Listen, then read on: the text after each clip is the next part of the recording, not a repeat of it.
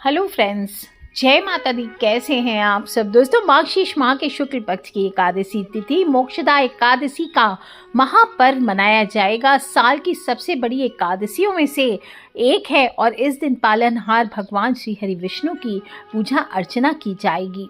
एकादशी का व्रत रखा जाएगा और इस व्रत के पुण्य प्रताप से साधक के जीवन में सभी प्रकार के सुख उसको प्राप्त होते हैं। और कहते हैं कि इस दिन जो भी ये व्रत है ये चिंतामणि के समान है, कल्प वृक्ष से भी अधिक प्रभावशाली है और भक्त की मनोकामनाओं को पूर्ण करने वाला व्रत है। इस दिन छोटे छोटे उपाय करने से आपको जीवन में मोक्ष की प्राप्ति होती है, धैर्य ज्ञान का वरदान मिलता है। अतः इसे मोक्षदा एकादशी भी कहते हैं। दोस्तों, द्वापर में मार्गशीर्ष माह के शुक्ल पक्ष के एकादशी के दिन ही कुरुक्षेत्र में भगवान श्री कृष्ण ने अर्जुन को श्रीमद् भगवत गीता का उपदेश दिया था। अतः आज के दिन ही गीता जयंती भी मनाई जाएगी और इस दिन भगवान श्री कृष्ण भगवत गीता वेद व्यास जी का विधि पूर्वक पूजन करके उत्सव मनाया जाता है। इस दिन दुर्लभ मोक्ष पद की प्राप्ति होती है। व्रत और पूजन से मनुष्य धैर्यशील बनता है, अज्ञान का नाश होता है और इस दिन से ही गीता पाठ का अनुष्ठान प्रारंभ करना चाहिए और प्रतिदिन आपको थोड़ी देर गीता जी अवश्य पढ़ना चाहिए। गीता रूपी सूर्य के प्रकाश से मनुष्य के अज्ञान रूपी अंधकार नष्ट हो जाते हैं। महाराज युधिष्ठिर इस व्रत के विषय में पूछते हैं भगवान श्री हरि कृष्ण से, हे भगवान, आप तीनों लोकों के स्वामी, सबको सुख देने वाले और जगत के पति हैं। मैं आपको नमस्कार करता हूँ। हे देव, आप सबके हितैषी हैं। अतः मेरे संशय को दूर कर मुझे बताइए कि मार्गशीर्ष एकादशी का क्या नाम है। इस दिन कौन से देवता का पूजन किया जाता है और उसकी विधि क्या है। भक्त वत्सल भगवान श्री कृष्ण कहते हैं, हे धर्मराज, तुमने बड़ा ही उत्तम प्रश्न किया है। इसके सुनने से तुम्हारा यश संसार में फैलेगा। मार्गशीर्ष शुक्ल एकादशी अनेक पापों को नष्ट करने वाली है। इसका नाम मोक्षदा है। इस दिन दामोदर भगवान की धूप दीप नैवेद्य आदि से भक्ति पूर्वक पूजा करनी चाहिए और इस दिन तुलसी की मंजरी से श्री दामोदर स्वरूप का विष्णु भगवान का पूजन करना चाहिए। इसके विषय में, इस व्रत के विषय में पुराणों में एक बड़ी सुंदर कथा आती है, वो तुम्हें बताता हूँ। गोकुल नाम के नगर में पैखानस नामक राजा राज्य करता था। उसके राज्य में चारों वेदों के ज्ञाता ब्राह्मण रहते थे और वह राजा अपनी प्रजा का पुत्रवत पालन करता था। एक बार रात्रि में राजा ने एक स्वप्न देखा कि उसके पिता नरक में पड़े हुए हैं। उसे बड़ा आश्चर्य हुआ। प्रातः वह विद्वान ब्राह्मणों के पास गया और अपना स्वप्न सुनाया। कहा, मैंने अपने पिता को नरक में कष्ट उठाते देखा है। उन्होंने मुझसे कहा है, हे पुत्र, मैं नरक में पड़ा हूँ, यहाँ से तुम मुझे मुक्त कराओ। और जब से मैंने ये वचन सुने हैं तब से मैं बहुत बेचैन हूँ। चित्त में बड़ी अशांति हो रही है। मुझे इस राज्य, धन, पुत्र, स्त्री, हाथी, घोड़े आदि में कुछ भी सुख प्रतीत नहीं हो रहा। क्या करूँ। राजा ने फिर कहा, हे ब्राह्मण देवताओं, इस दुख के कारण मेरा सारा शरीर जल रहा है। अब आप कृपा करके कोई तप, दान, व्रत आदि कोई ऐसे उपाय बताइए जिससे मेरे पिता को मुक्ति मिल जाए। उस पुत्र का जीवन व्यर्थ है जो अपने माता पिता का उद्धार न कर सके।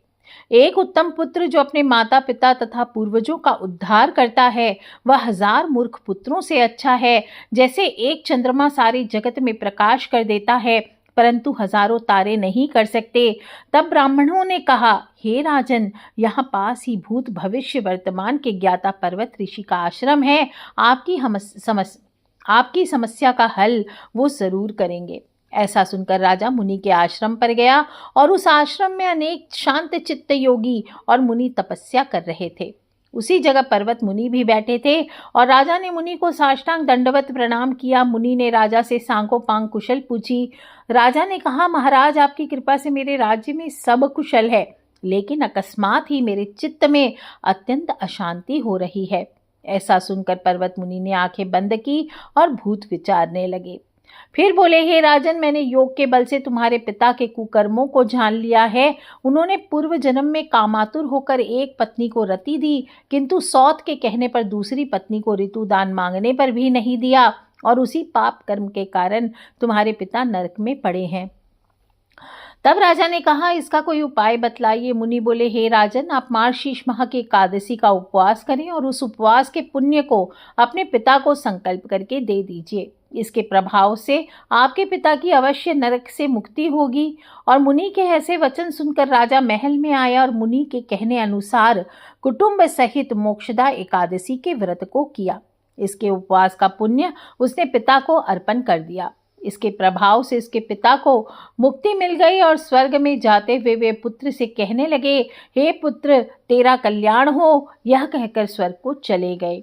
इस प्रकार से मार्गशीर्ष मास की शुक्ल पक्ष की मोक्षदा एकादशी का जो भी मनुष्य व्रत करता है उसके समस्त पाप नष्ट होते हैं, क्योंकि इस व्रत से बढ़कर मोक्ष देने वाला कोई दूसरा व्रत है ही नहीं। और इस कथा को पढ़ने मात्र से, सुनाने मात्र से वाजपेयी यज्ञ के बराबर फलों की प्राप्ति होती है और चिंतामणि के समान सभी मनोकामनाओं को पूर्ण करने वाला है। अतः इस व्रत को आप अवश्य करें।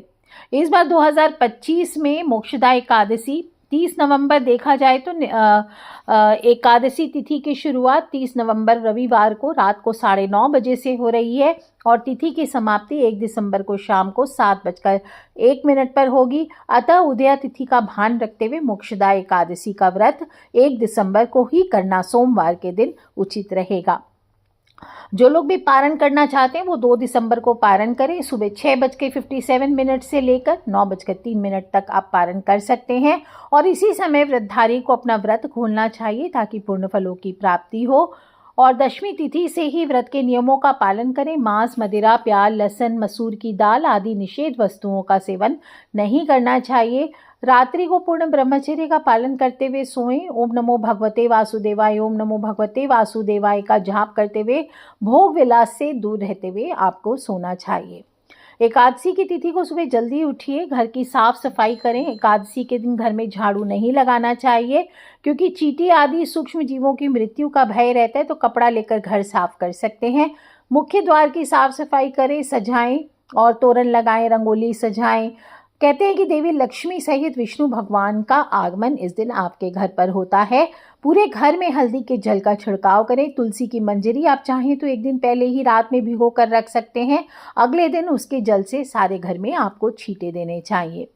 एकादशी के दिन प्रातः लकड़ी का दातुन नहीं करते हैं। नींबू, जामुन या आम के पत्ते लेकर चबा लिया जाता है या फिर उंगली से कंठ को साफ कर लिया जाता है। वृक्ष से तोड़ना, सिर्फ तुलसी नहीं, कोई भी वृक्ष से पत्ता तोड़ना आज के दिन वर्जित होता है और गिरा हुआ पत्ता लेकर के सेवन किया जा सकता है। और यदि ये संभव ना हो तो पानी से 12 बार कुल्ला कर लीजिए। इसके बाद स्नान करें। तीर्थों में स्नान कर सकते हैं, तीर्थों के जल से घर में स्नान कर सकते हैं। नहाने के पानी में कपूर और चमेली के तेल की कुछ बूंदें डालकर स्नान करना चाहिए। इससे ग्रह शांत होते हैं और कार्यों में आ रही रुकावटें दूर हो जाती है। घर में धन का आगमन होता है। इस दिन आप चाहें तो तुलसी की मंजरी को पानी में डाल करके भी स्नान किया जा सकता है और ऐसा करने से वास्तु दोष भी घर से दूर होता है, ग्रह दोषों से भी मुक्ति मिलती है। के बाद सूर्य भगवान को 1 लोटा जल तुलसी की मंजरी डालकर ओम सूर्याय नमः, ओम आदित्याय नमः, ओम भास्कराय नमः या फिर गायत्री मंत्र का उच्चारण करते हुए आपको अर्घ्य देना चाहिए। और फिर उसी लोटे में और जल भर लीजिए, दक्षिण मुखी हो जाइए। पितृ के निमित्त आपको ओम सर्वेभ्यो पितृभ्यो नमो नमः ऐसा बोलते हुए आपको अपने पितृ को जल अर्पित करना चाहिए। इसके बाद घर के मंदिर में आए, साफ सफाई करें, हाथ में थोड़े जल, पुष्प, अक्षत लेकर प्रभु के सामने प्रण करें। आज मैं चोर, पाखंडी, दुराचारी मनुष्यों से बात नहीं करूंगा, ना ही किसी का दिल दुखाऊंगा। रात्रि को जागरण कर कीर्तन करूंगा। तत्पश्चात ओम नमो भगवते वासुदेवाय इस 12 अक्षर मंत्र का जाप करें। राम, कृष्ण, नारायण आदि विष्णु के सहस्त्र नाम को कंठ का भूषण बनाएं। फिर स्नान आदि करके मंदिर में जाकर गीता जी का पाठ करें, क्योंकि गीता जयंती भी है और इसलिए गीता जी का पाठ आज अवश्य करें। जितने श्लोक 1, 2, 5 आपकी पूरी संपूर्ण गीता जो इच्छा वो कीजिए या फिर किसी पुरोहित को बुला करके आपको गीता पाठ का श्रवण करना चाहिए। भगवान विष्णु का बार बार स्मरण करते रहें, प्रार्थना करते रहें, हे त्रिलोकी नाथ, मेरी लाज आपके हाथ, मुझे इस प्रण को पूर्ण करने की आप शक्ति प्रदान करें। यदि भूलवश किसी निंदक से बात हो जाए तो भगवान श्री सूर्य नारायण के दर्शन कर धूप दीप से श्री हरि की पूजा कर क्षमा मांग लेना चाहिए। इस दिन भगवान विष्णु और उनके कृष्ण अवतार दोनों की पूजा की जाती है। कृष्ण भगवान के विशेष रूप से दामोदर स्वरूप का विधिवत पूजन करें और चौकी पर पीला कपड़ा बिछाकर, चाहे तो लड्डू गोपाल का स्वरूप आप रख लीजिए, उनका पूजन कर सकते हैं। विष्णु भगवान की मूर्ति है तो उनका अभिषेक करें, सुगंधित फूलों वाले जल से अभिषेक करें, पंचामृत से अभिषेक करें और शहद और मिश्री मिला करके पंचामृत आज के दिन बनाकर अभिषेक किया जाता है। अभिषेक करने के बाद आपको फिर जल से अभिषेक करना चाहिए और अभिषेक के बाद नए वस्त्र उनको धारण कराएं, जनेऊ धारण कराएं, चंदन चढ़ाएं, फूलों से श्रृंगार करें। घी में धनिये के बीज आज के दिन डाल करके दीपक जलाया जाता है। चंदन या गूगल की धूप करें, धूप में तुलसी की मंजरी जलाएं। अत्र हो तो अत्र से चंदन का अत्र चढ़ाएं और तुलसी के पत्तों को जलाने के लिए शास्त्रों में मना किया गया है, लेकिन मंजरी आप जला सकते हैं। इससे घर में शुभता का आगमन होता है और तुलसी की मंजरी को आप दीपक में डाल करके आज के दिन जला सकते हैं। ऐसे करने से घर की सारी नकारात्मकता दूर होगी। आप चाहें तो इस उपाय को रोज भी कर सकते हैं। और इस दिन भोग में आपको केला, पिस्ता, सीताफल ये भोग लगाना चाहिए। पंचामृत को चांदी के बर्तन में भरें और तुलसी के साथ भोग लगाएं।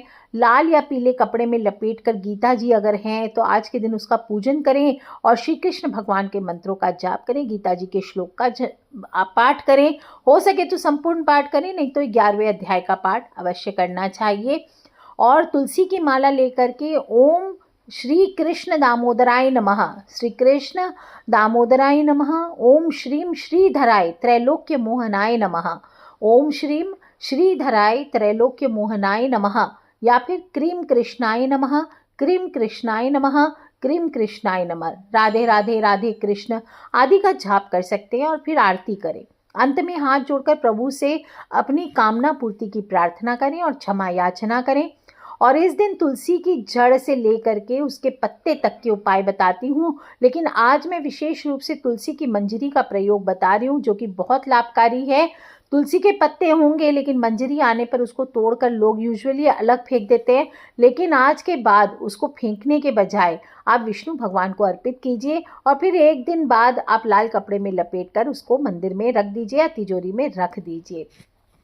दोस्तों, हर गुरुवार हो, एकादशी हो, तुलसी की मंजरी आपको भगवान श्री हरि विष्णु के चरणों में अवश्य करना चाहिए। ऐसा करने से कहते हैं तुलसी का बोझ उतरता है। जो मंजरी होती है वो तुलसी का बोझ माना गया है और उगने पर इसको उतार देना चाहिए। ऐसा करने से आर्थिक कष्ट दूर होते हैं, आपके धन में बरकत होती है, रुका हुआ पैसा आपको वापस मिलने लगता है, आय में वृद्धि होती है। कहाँ रखेंगे? घर की तिजोरी में या घर की जो पूरब दिशा में है वहां पर आप रख सकते हैं। इससे धन के स्रोत खुलेंगे, धन लाभ होगा। आज के दिन अज्ञानता के नाश हेतु मिश्री मिले दूध में छाया देख करके भी आपको दान किया जाता है। आप चाहें तो भगवान श्री हरि विष्णु पर चढ़ाइए। और कलह से मुक्ति के लिए घर में अगर कलेश बहुत ज़्यादा है तो आज के दिन आप केले ले आइए, पके हुए जो पीले केले हैं वो ले आइए और घर के सभी सदस्यों पर से एक एक केला घुमा करके उल्टी दिशा में 4 बार आप गाय को इस केले को खिला दीजिए। आप देखेंगे पारिवारिक जीवन में सभी का धैर्य बढ़ता है और घर से कलह कलेश का नाश होता है। आज के दिन शाम को तुलसी के सामने एक दीपक अवश्य जलाएं और रात्रि में जागरण करते हुए आपको सोना नहीं चाहिए। आज की रात अपने बंधु बांधवों के साथ जागरण करते हुए व्यतीत करना चाहिए। इस दिन दान भी अवश्य करें, क्योंकि कहते हैं कि इस दिन जो भी आप दान करते हैं उसका अनंत गुना फल आपको प्राप्त होता है। ध्यान रखना चाहिए, अगले दिन पारण करने के बाद ही आपको व्रत को खोलना चाहिए। इस दिन तामसी भोजन नहीं किया जाता, साथ ही साथ चावल हो या फिर आपका नमक हो, इसका भी सेवन नहीं किया जाता है। अन्न का त्याग करें, गेहूं आदि का त्याग करें और इस दिन आपको फलाहार करना चाहिए। आप चाहें तो कुट्टू के आटे की पुड़िया, साबूदाने के वड़े आदि बना करके भी, समा के चावल आदि आप खा सकते हैं। और मोक्षदा एकादशी से एक दिन पहले की शाम सूर्यास्त के बाद आपको भोजन नहीं करना चाहिए। शाम की पूजा के बाद आप फल आदि खाएं, मन को शांत और स्थिर रखें। सिर्फ भोजन का व्रत नहीं करना है, आपको अपने स्वभाव का भी व्रत रखना है। गुस्से या बदले की भावना मन में ना लाएं। इस दिन किसी की चुगली बुराई आदि ना करें, किसी को मारे पीटे नहीं, अपने से बड़ों का अपमान न करें। और ये मोक्षदा एकादशी जो है बड़े बड़े पातकों का नाश करने वाली है, बड़ी ही अद्भुत है और गुप्त है। और तुलसी के पौधे के मंजरी का मैंने उपाय बताया, ये आपको अवश्य करना चाहिए। इससे आपके घर में स्थायी लक्ष्मी का वास स्थापित होगा, धन लाभ के योग बनेंगे। दोस्तों याद रखना है, आज के दिन पति पत्नी को चाहिए कि ब्रह्मचर्य का पालन करते हुए दिन को व्यतीत करें और किसी भी पर पुरुष हो या पराई स्त्री हो, इनसे आपको आज के दिन बातचीत नहीं करना चाहिए। दोस्तों छोटी छोटी बातों का ध्यान रखते हुए अपने घर में अपने परिवार सहित आप एकादशी का व्रत करें। मोक्षदायिनी एकादशी है, महा एकादशी है। इस एकादशी के व्रत का पूर्ण फल आपको प्राप्त हो, इसी सच्ची कामना के साथ आज के लिए इतना ही। जय माता दी, बम बम भोलेनाथ की जयकारा, शेरावाली दा बोल सांचे दरबार की जय। बोलिए श्री हरि विष्णु भगवान की जय, लक्ष्मी मैया की जय।